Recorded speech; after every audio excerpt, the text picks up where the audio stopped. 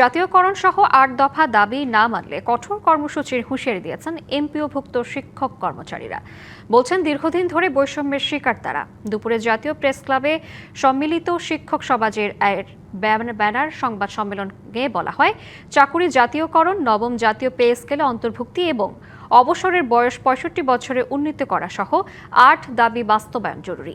পাশাপাশি সরকারি শিক্ষকদের প্রেষণে নিয়োগ বন্ধ, দ্রুত বদলির ব্যবস্থা, পূর্ণাঙ্গ উৎসব ভাতা, সরকারি নিয়মে বাড়ি ভাড়া এবং অবসর কল্যাণ তহবিলের টাকা দ্রুত পরিশোধের আহ্বান জানানো হয় সংবাদ সম্মেলনে। ৩১শে জুলাইয়ের মধ্যে দাবি বাস্তবায়ন না হলে দেশব্যাপী বৃহত্তর আন্দোলনের কর্মসূচির ঘোষণা দেওয়া হয়।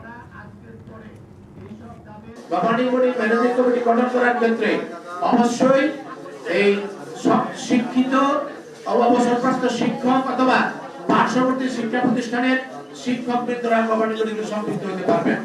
কোনোভাবে রাজনৈতিক বা অনাকাঙ্ক্ষিত কোনো ব্যক্তিরা গভর্নিং বডিতে আসুক, এটা আমরা প্রত্যাশা করি না।